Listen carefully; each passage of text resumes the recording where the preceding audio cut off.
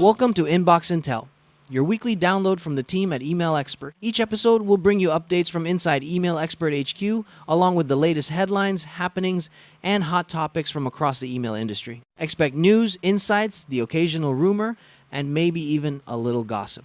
You'll have to tune in to find out what's in the inbox this week. Let's get started. Welcome to the Deep Dive. It's been a busy week here at Email Expert, getting our new member hub ready. Think over 150 videos, profiles, resources. It's almost there. Soon you'll have single login access to everything. Sounds great.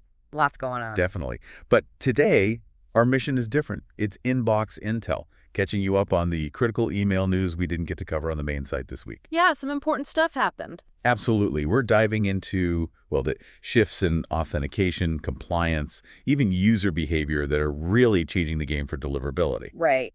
So first up, let's break down this significant challenge.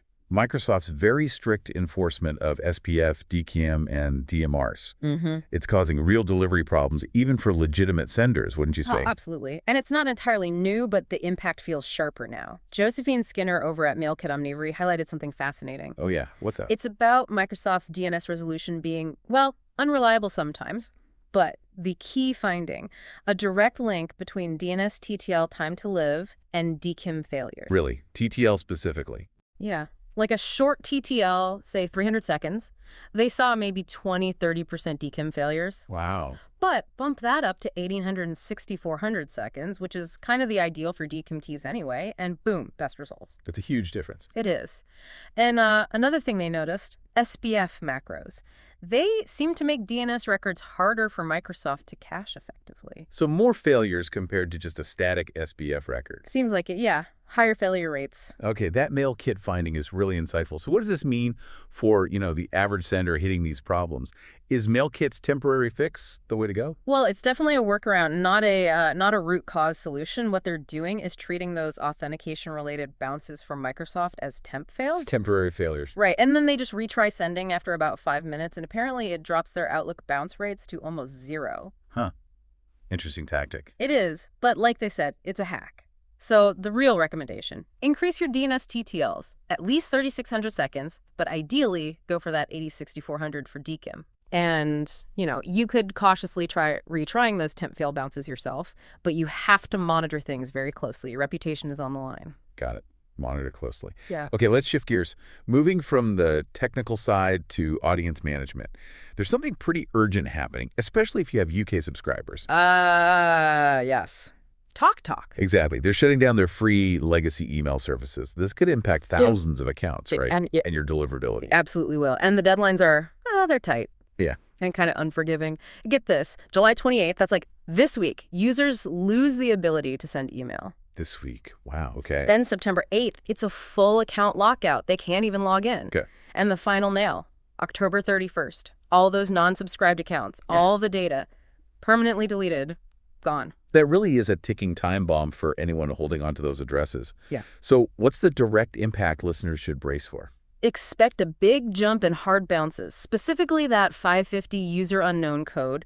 The address just won't exist anymore. And inevitably, this means new spam traps cropping up from all those abandoned addresses, which is, a massive red flag if you have an older email list. Definitely. And which domains are we talking about here? It's a whole bunch of their older ones, things like at talktalk.net, at tiscali.co.uk, at line1.net, at tinyworld.co.uk, at screaming.net, at dsl.pipex.com, at homecall.co.uk. Quite a few. Okay, good to know the list. Yeah. So what's the immediate action plan? What should senders do, right now? First step, audit your list. Pull out everyone on those domains now. Okay. Then segment. Separate the engaged users from the unengaged. For the engaged ones, send a last chance campaign immediately, like this week. Ask them, urge them to update their email address. Makes sense. And the unengaged ones. Suppress them right away. Don't risk sending to them anymore. And starting July 28th, keep a very, very close eye on your bounce reports. You need to catch issues in real time to protect your sender rep. Crucial advice.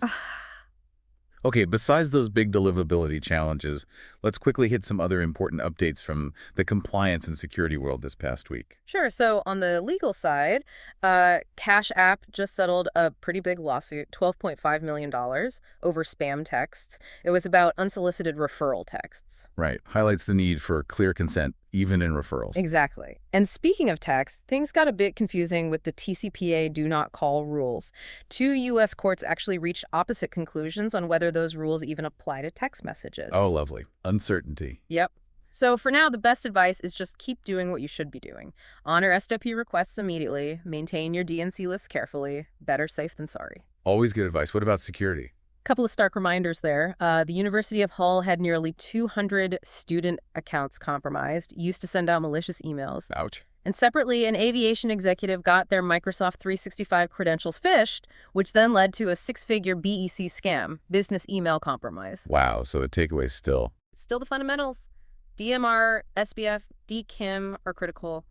But also, you absolutely need strong user education on spotting phishing and robust MFA multi-factor authentication. It's layers of defense. Layers, right. And anything from the FTC. Yeah, they were busy too. Put out a warning about fake Amazon refund phishing texts, which, is a good reminder for all of us to make sure our messages have super clear, unmistakable branding. Yeah, quite. And they also extended the compliance deadline for the click-to-cancel rule. That's the one requiring subscription programs to make canceling just as easy as signing up. Right. Making it simple for users.